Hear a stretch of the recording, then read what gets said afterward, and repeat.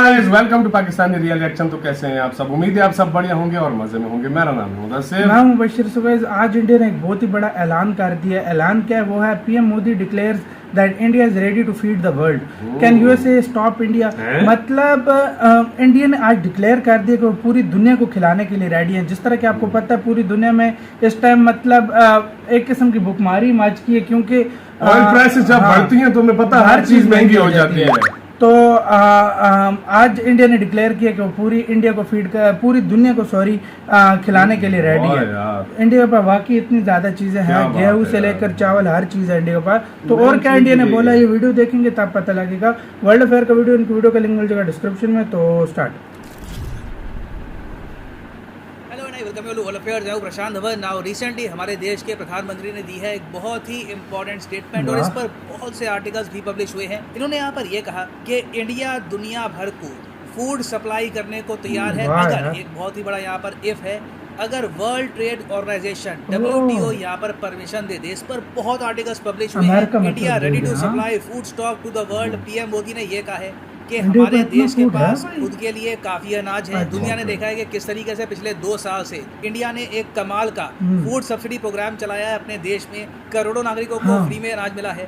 तो in the future India जो ये फूड सप्लाई है दुनिया भर में कर सकता है। और अगेन मैं यहाँ पर ये भी ऐड कर दूं कि मोदी जी आज के समय कॉन्फिडेंस से इसलिए भी बोल पा रहे हैं क्योंकि अब ये बात काफ़ी हद तक कन्फर्म हो चुकी है कि इंडिया में इस साल प्रॉपर मानसून आ जाएगा। मानसून में कोई प्रॉब्लम नहीं आएगी।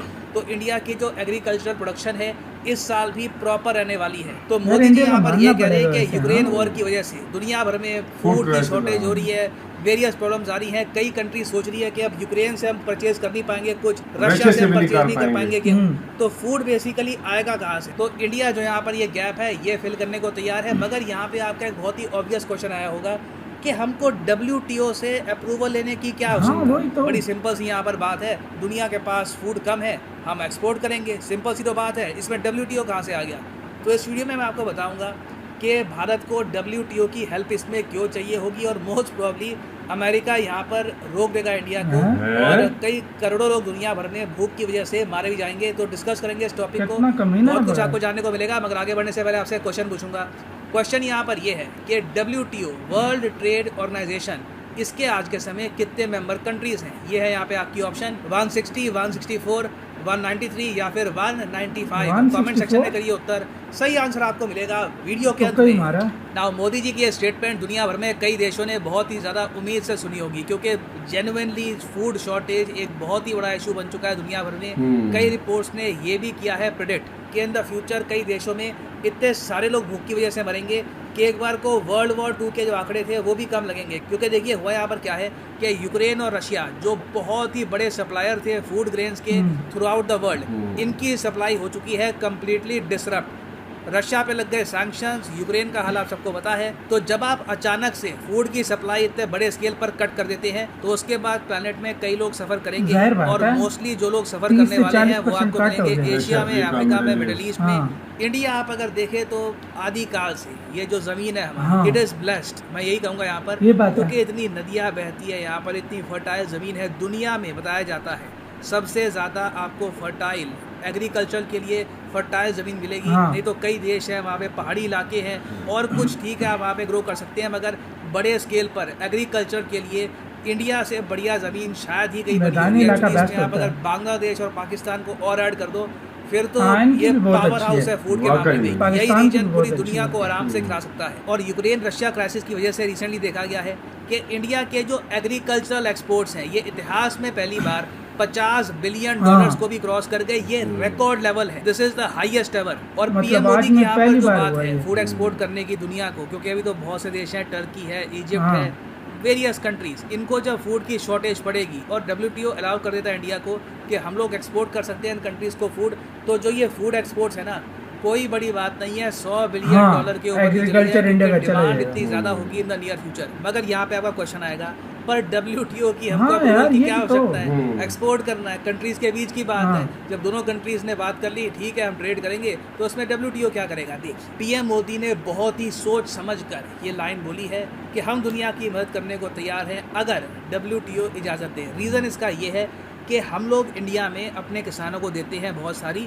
सब्सिडी। आपको पता होगा लिटरली उनके बैंक अकाउंट में पैसे आते हैं, फर्टिलाइजर में सब्सिडी मिलती है, बिजली के बिल में सब्सिडी बहुत मिलती कुछ होता है, है। पानी, वेरियस चीज़ें आप अगर देखो हम अपने पाकिस्तान में भी इसी किसानों को तरह काफ़ी करते हैं। बार फ्री किसानों ऑफ की बहुत कॉस्ट रखे इजीली जाता है। बहुत कम अनाज पैसे में ये प्रोवाइड उगाते करते हैं हैं क्योंकि वो हमारे अन्नदाता हैं। They deserve this support. WTO कहता है यहाँ पर कि जी इंडिया जो कर रहा है वो गलत है। गलत इसलिए है क्योंकि WTO कहता है कि मेरा वजूद इसलिए है ताकि दुनिया में मैं एस्टैब्लिश कर पाऊँ फ्री और फेयर ट्रेड। तो WTO यहाँ पर ये कहता है कि एक तरफ तो हो गई भारत सरकार, बड़ी गवर्नमेंट, दुनिया भर का फॉरेक्स रिजर्व, फाइनेंशियल मसल है, स्ट्रॉन्ग कंट्री है इंडिया।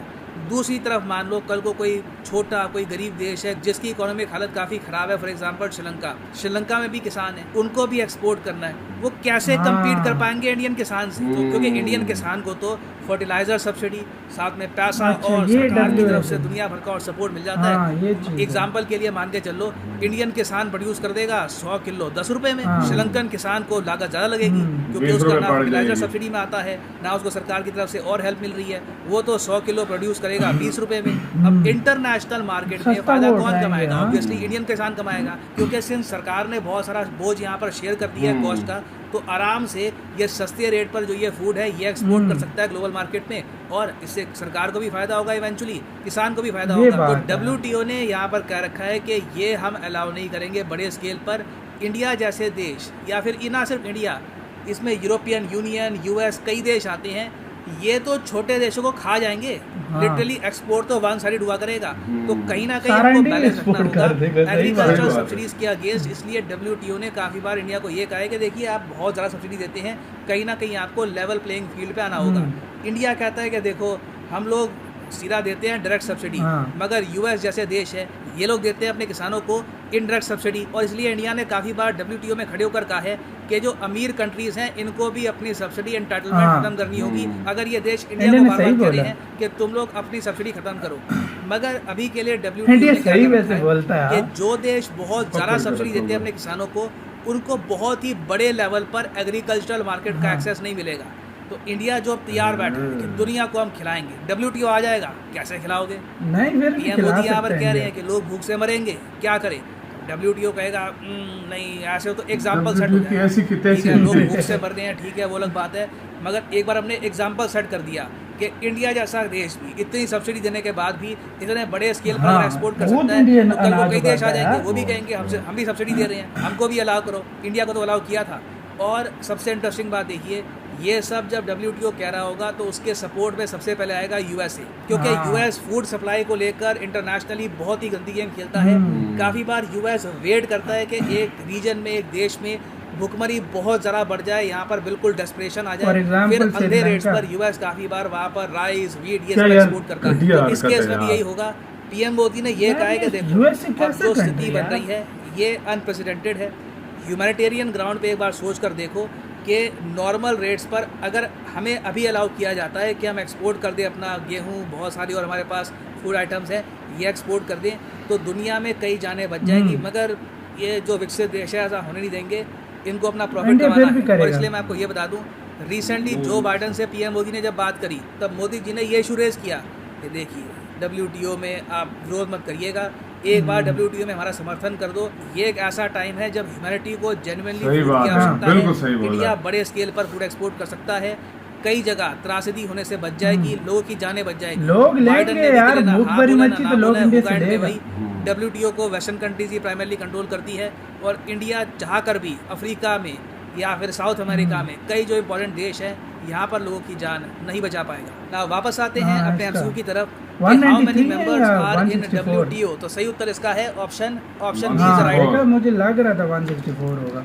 चले यार अब इसकी तरफ आते हैं यार। देखो जब भूखमरी मची ना भाई तो सबसे पहले इंडिया से लोग लेगा, फिर WTO को भी लोग मारेगा गोला और इनकी सब कुछ करेगा। एग्रीमेंट हो हाँ। गए इस तरह, मतलब हाँ। ये बाहर के देश WTO हाँ। यार कोई भी देश उनके साथ बंदा होता है। जब ठीक है? जिस वक्त भूख लगेगी आप- लोगों को तो वो आप लेंगे। यार जो हाँ। मर्जी आप कर लो, देखो जब भूख मरी हाँ। होती है ना तो फिर उसके बाद WTO बंदा को कोई कोई नहीं नहीं देखता पूछता। क्या नहीं। हाँ। लेकिन जो बड़े बड़े देश है ना वो फिर कांटे अटकाते हैं, फिर हाँ। कहते हैं कि हम ये Especially कर Western देंगे, जो ज्यादा हम इस ये चीज में करते बैठे हैं, हुए हैं। वो करते हैं। इस वजह से इंडिया कह रहा है कि यार हम WTO अगर हमें इजाजत दे, क्योंकि इंडिया को भी अपने लिए प्रॉब्लम खड़ी नहीं करना चाहता। इंडिया ये चाहता है कि हम लोगों की जान बचाएं, कुछ करना चाहता इंडिया ये कहता है कि हम लोगों को भूखमरी से बचाएं, लेकिन इंडिया ये भी नहीं चाहता कि यार हमारे खिलाफ कोई और खड़े हो। मतलब इस वजह से लीगल तरीके से कर रहे हैं। यार मैं हैरान हूं, इंडिया में कितना अनाज होता है भाई यार। इस दफा अनाज भी बहुत प्यारा हुआ यार। मैं सच में बता रहा था, उस दिन मैं अपने गाँव गया था, इतना कमाल का अनाज हुआ इस दफा यार। मैं क्या बताऊं, बहुत कमाल हुआ